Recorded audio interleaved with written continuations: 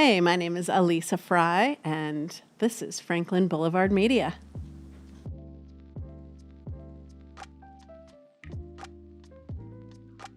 So, I was born a long time ago in a land far, far away.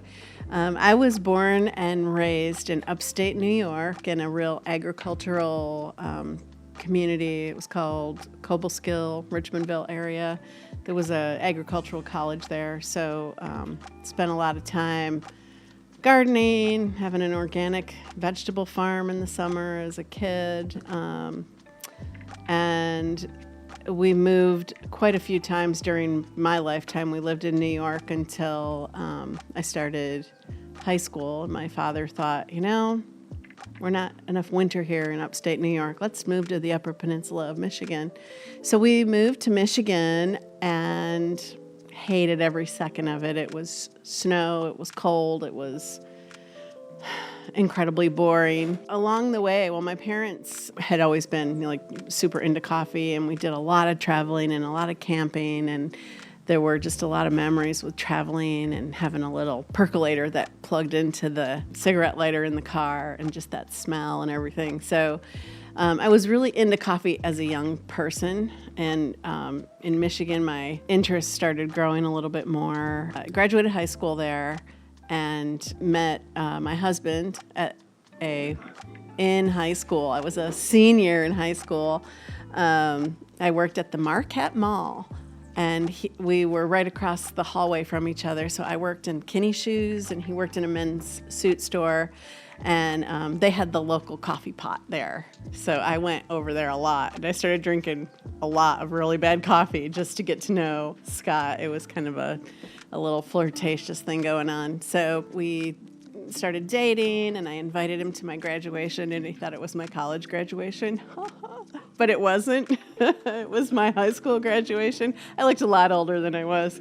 And he had already, he was out of school, so he's a few years older than me. But we started dating, and, one thing led to the other, and we ended up getting married when I was 19 years old. So, yeah, I've been married coming up on 40 years in June.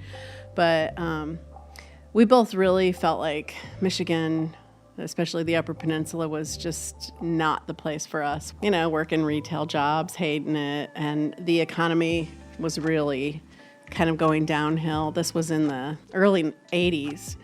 And, all of the car industry in Detroit depended on the iron ore mines from the Upper Peninsula, and that was all kind of on the downhill slide, and businesses were closing and people were leaving, and it was just a very depressed area, and we really wanted out of there. So we had some friends. Scott's best friend had moved to Santa Barbara, California the year before, and he was coming back to get his girlfriend who lived in the lower part of Michigan, and he's like, hey, you guys want to go with us?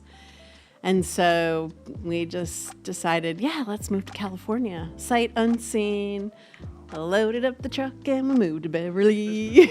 We literally rented a U-Haul trailer with our friends, loaded her stuff in, loaded our few belongings in there, and drove to California. And that was culture shock because I'd lived in a real small town in the Upper Peninsula of Michigan, and there were so many people. And one of the very first places I went into when I moved to California was called Santa Barbara Roasting Company, and I had never seen the process before. I loved coffee. I loved drinking coffee. I loved going to coffee shops, although that wasn't a huge thing back then.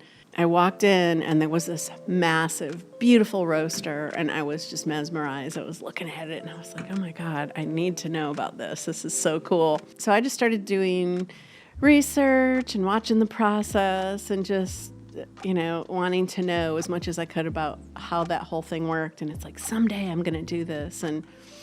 But life, it's like, okay, someday you'll do that. But, today you have to go get a real job and make money and pay your bills and pay your rent and find a place to live and buy a car. And, we were out there for probably 21 years. And my desire to do that never really stopped. Like my big thing was wine and coffee. So living in California, every weekend we would get in the car and we would drive up to wine country, not like Napa, but Paso Robles and Arroyo Grande are small wine towns, like a couple hours away from where we lived. And we would just go look at small wineries and meet the families and do wine tastings and go camping at the beach and just living the life. It was amazing. Loved it. And there's so many nuances in wine, and because of the soil and the way they're grown, the grapes and all this stuff, and very similar to coffee. And it was just a huge interest for me. So, I continued to try to learn as much as I could. And it's like, one day I'm going to have my own shop, and I'm going to learn how to do this whole process. But 13 years into our marriage, we decided, okay, let's have some kids. So we had some kids. We had one kid, and then 5 years later we had another kid, and then realized, wow, California is expensive. We moved to the Belmont area. Well, in between time, I'd been self-employed for many years. I was a dog breeder for 13 years, and then I did bookkeeping for small businesses for a lot of years. So I decided after all of our kid obligations were kind of done, Rachel was out of college and stuff, that I was going to do my thing. I was finally going to start doing my coffee thing. So I had been roasting. I taught myself how to roast coffee in my driveway in a frying pan. I would just do small amounts, and, then I couldn't keep up with, I wanted to be able to do more for myself. And so I bought a little home roaster. People started finding out about that and wanted gifts and, Christmas presents and things like that, and asking if they could purchase it from me. And then I got invited to a farmer's market, and it was like, I don't think I can do this on a little tiny roaster.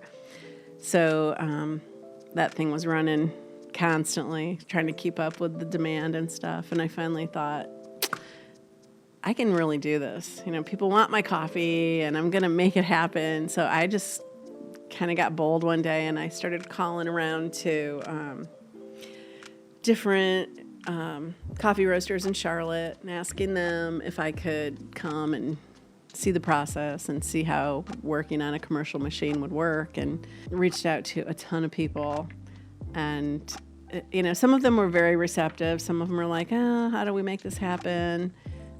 Sadly, the only female roaster that I reached out to was a real interesting character. She was like, why would I want to teach you how to be my competition? And I thought, you had to start somewhere. I have people that have worked for me that their goal is to have their own coffee shop someday. And why wouldn't I want to help them further their, knowledge and teach them what good coffee is, because there's enough bad coffee in the world. And so, I'm all about trying to help other people achieve their dreams. But I was kind of floored by that response. But anyway, I did run into a person who he lived like 3 miles from my house. It was so ironic. And I called him one day and I said, hey, you don't know me, but I see that you're a coffee roaster, and I'm trying to learn how to work on a commercial machine, and I would love to come and watch the process and, see if you could teach me how to do that.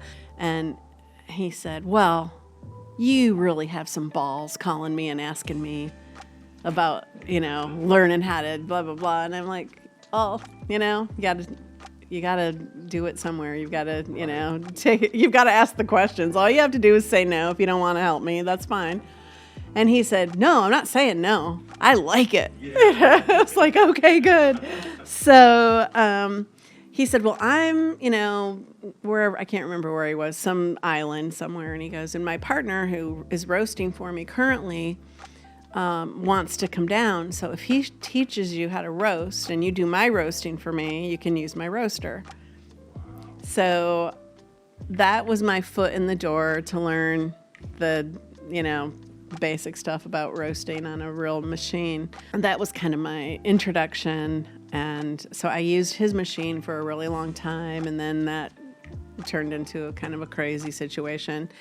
So I started calling again to different roasters, and actually met somebody who was working on my air conditioning at my house, and he saw my commercial espresso machine, and he said, I know somebody that roasts. He's in Waxhaw at Crossroads Coffee, and he's a really cool guy. And so I got his information, and I called him, and we ended up talking for like an hour and a half on the phone, and he's like, yeah, come use my roaster anytime you want.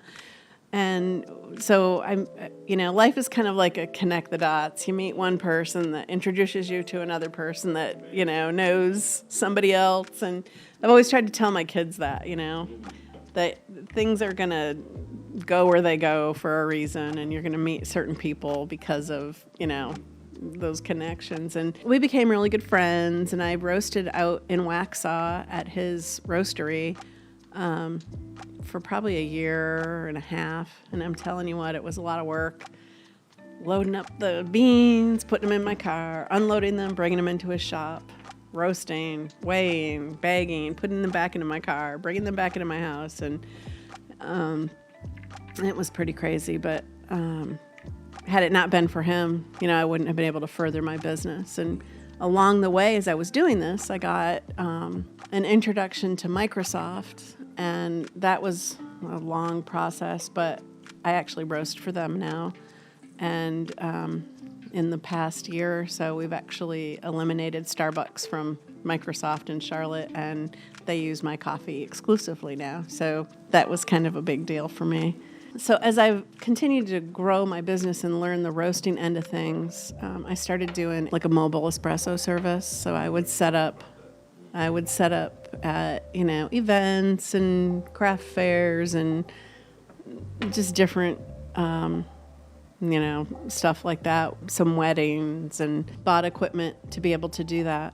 And I did that for a few years, and it just became so cumbersome. It's like hauling the coolers full of milk and hauling the espresso machine and the grinder and just all the stuff. And, had to drag my husband into it because I'm a weakling and and I needed some muscle. So he's like, this is your love. This isn't really my love. I'll help you, but, I just started looking at space thinking, maybe I could do this somewhere permanently and not have to haul all my stuff all the time. So that started an adventure for me that was not all that pleasant, looking for space. In the meantime, I'd met another roaster, and he was expanding his business, and he was selling his little roaster. So he gave me an awesome deal, and I bought the roaster, and then I'm like, now I really need a space. So for a while, I rented some space in a pole barn on a farm out in Clover called Curtin Farm. It's a really cool spot if you've never been out there. And every October, they do this huge festival. It's called Curtin Farm Fest. Worth looking into. But they were gracious enough to let me come out there and roast whenever I wanted to, and it was pretty cool. It was real organic, let's say. I'd have peacocks running around and cows and horses and llamas and, all the things, alpacas. It was pretty cool, but it was also not ideal because I was in a pole barn, and I wanted to be in my own space and not have to haul everything everywhere all the time. So I started looking in Gaston County, and I think I looked at every empty retail space known to man, and I found a spot and was moving forward, getting really close to signing the lease. And the day that I went to go fill out some paperwork for some permits that I needed, I called the man that owned the spot to get a zip code or some little piece of information I needed, and he said, "Oh, I've been meaning to call you.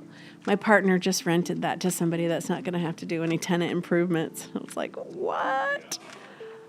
And he goes, "But I think I have another little spot he showed me another little spot that would have been fine for a roastery, but not for a coffee shop, because it was just way too small. But same thing happened with that. He rented it to somebody else that it was just going to use it for storage. And I'm like, okay, I'm done dealing with you guys. It really took the wind out of my sails. Everything else that I looked at was either not in a good spot, I couldn't afford it, needed too much work.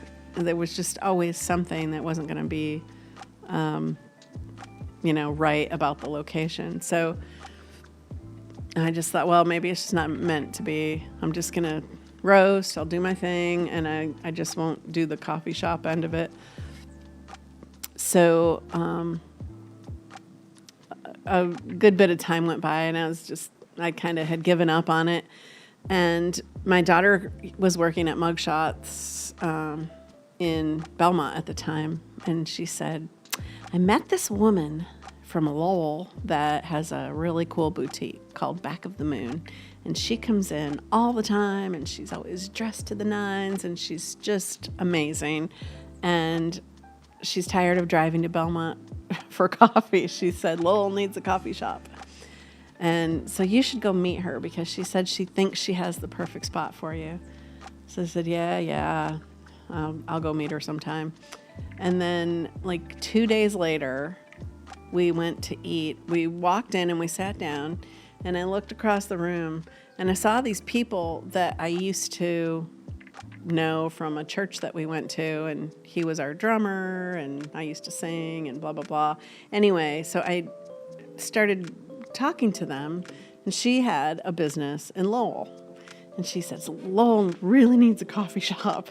This is 2 days after Rachel is telling me all this stuff. And so I'm like, well, maybe this is really supposed to happen, So I went and I met Patty, who owns Back of the Moon, and I hadn't met her before. I walked into her shop. She had a really cute boutique, and she said, you're the coffee lady.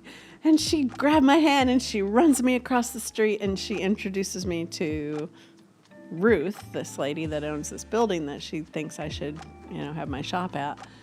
And she goes, Ruth, give me the key. I want to show, this is your new tenant. I want to show her the space.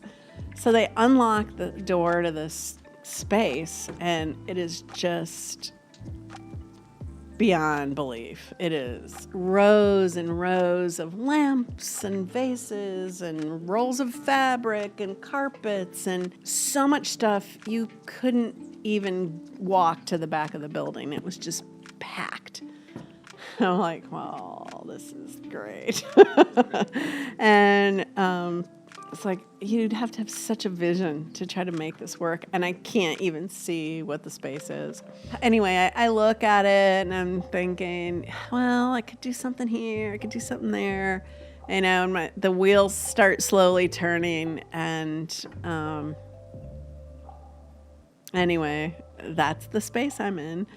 It was pretty crazy. It took the process from meeting her, the lady that owns the building, to having her clear it out was a couple of months, and then trying to find a contractor to come in and talk about all the things we would need to do was a couple of months. We had to dig up the street to get water to the building. We had to build a bathroom. Oh, wait, there's an old septic tank in the back that had never been permitted. We must stop work and figure that out and dig it up. And then they unearthed a gas tank that had been buried in the ground that, we had to bring the state in to see if it had to be filled or removed. And it was just month after month after month of what the heck, why? And you get to a certain point where you're so far in that it's like, I can't, I'm going to have to make this work, or I'm going to be living under the tree across the street because, I'm already so far in. So, it felt like moving in slow motion, like trying to get things done. And it was over a 1.5 year process. It was to get open, and I did it on such a shoestring. It was crazy. So, I was, in the meantime, the big guns are working on, okay, the plumbing and the electric and putting my countertops in, and I'm out at garage sales buying tables and chairs and, just trying to piece things together. And it's like, I'm going to open, whether it looks like crap or not, it's going to be what it is because this is what I can afford right now, but I'll be in my own space, And even if the coffee shop part doesn't work, my rent is reasonable enough where I can just roast and whatever. We finally were making progress, and I was getting to the point where, okay, I think I can actually open, in whatever amount of time it was. And started getting all my stuff together and, really building up toward the opening. And on I think it was October 4th, the first day was phenomenal. It was, just lots of curiosity and people coming in and checking things out. And Lowell as a community has been so amazing to me. Like, so many of the people that are still like everyday customers and stuff were just there supporting me, and people from the city council came in, and it was really cool just being able to talk to people, show them around. It was 700 square feet at the time. I mean, it was very small, but it was amazing. I still remember, at the end of the day, just closing the door and bawling. It's just like, it really happened. Well, it was really difficult sometimes. Just mentally and emotionally, it was wearing me down. But I guess what it really boils down to is, for me, financially, I had to keep moving forward because otherwise it would have just been a complete loss. And, I wanted to see if I could make it work. But overall, that is the thing. If you have something that you really want to try, or, is your dream or your passion or whatever you want to call it, something that is just what drives you, if you don't do it, you will never know. Even if you fail, at least you took those steps and you tried to make it work. And along the way, you're learning things, even like I said, even if it fails, you're learning things that, if I would have done this, it might have been different, and then you try it again, maybe. Or maybe you realize, you know what? I don't love this as much as I thought. But if it's something that you're really driven about, you have to, it doesn't make sense to just waste your life and go, maybe someday I'll do that.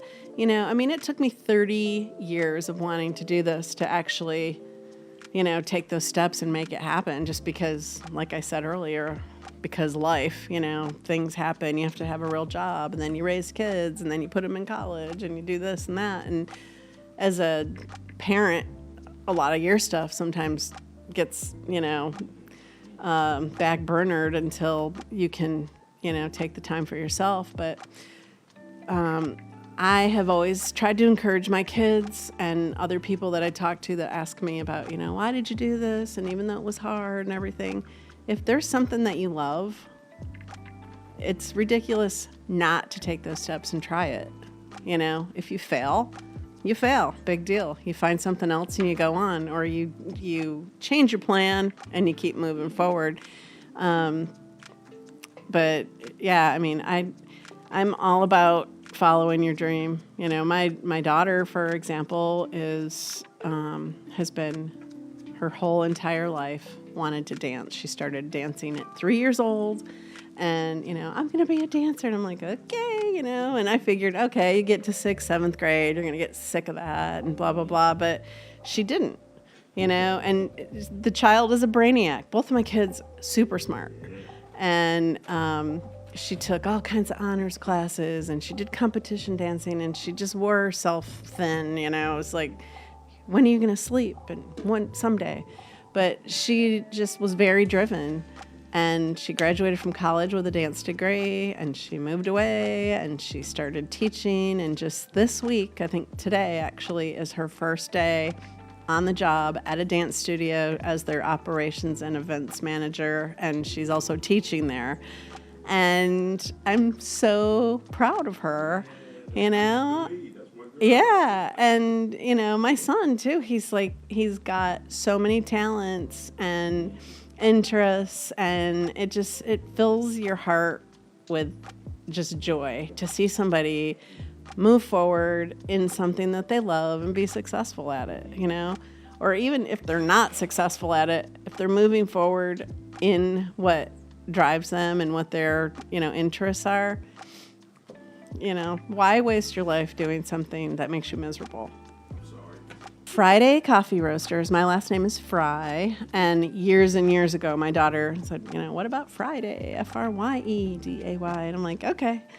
And it just stuck. So I am in Lowell, North Carolina. I am on, what is it, 1st Street, 106 East 1st Street, right next door to the police department. And yeah, so that's where we're at. As far as, you know, growing my business and starting to offer other things other than just, you know, coffee and that kind of stuff, the people in the community started coming in and really hanging out and talking to me about, you know, oh my gosh, Lowell really needed something like this. You know, we had a little coffee shop a long time ago, but it failed or whatever. They went out of business, and there's just nothing going on here.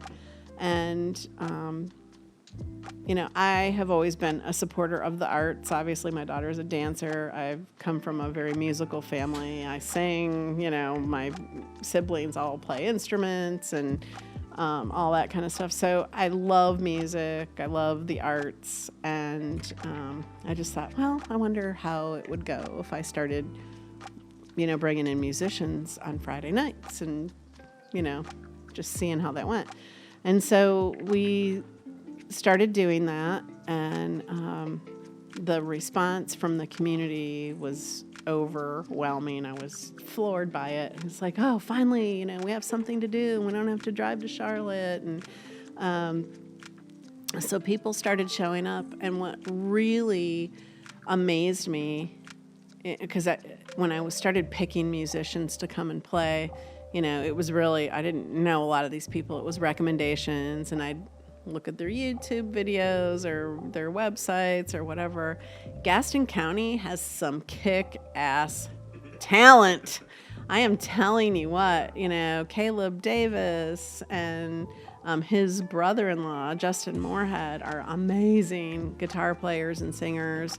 And the VKC band. Yes, absolutely. I mean, and good looking. That keyboard player still haunts me. My husband even gave me permission to, you know, if he ever dies, I can go after him. No, I'm kidding. But it's really amazing, the talent that's come through there, you know, and so, and then one person talks to another person. Like I said, it's kind of like a connect the dots, you know, and people hear about it. And so I've just been able to grow the little network of people that I have come and play. And then I decided, you know, it would be really fun to be able to have a drink, have a beer, have a glass of wine. So I got my beer and wine license, and that's been very well received. And then started adding food trucks. So every Friday night we have a different food truck, and music from 6:30 to 9:30. And, you know, I've been able to expand my patio, and people come on their golf carts and bring their lawn chairs, and it's just like a big backyard party. And, you know, just getting to know the people and seeing how much they appreciate what the business has done for the community has been really cool.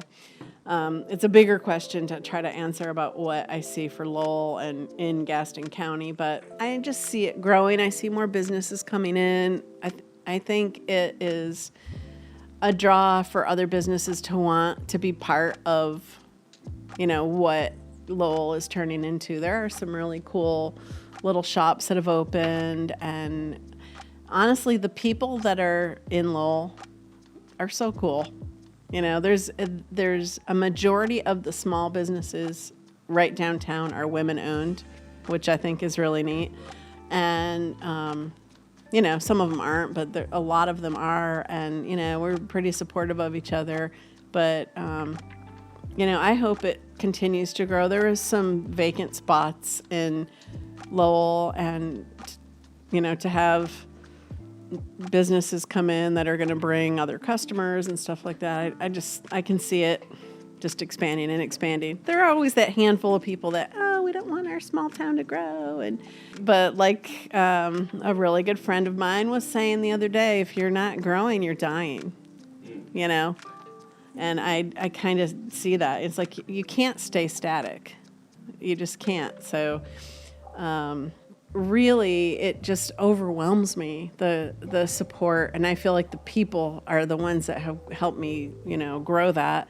When I go outside on a Friday night and I see all the people in the back having a good time and focusing on the musician and chatting with each other, just floors me. It's really cool. Come visit. Yeah, I'm just hoping that people will come check it out. And I would just encourage anybody that has, like an inkling of a dream to just follow it, see where it takes you, because what it turns into, even my business, is so much different than what I thought it would look like. But I'm really happy for the way that it's turned out so far.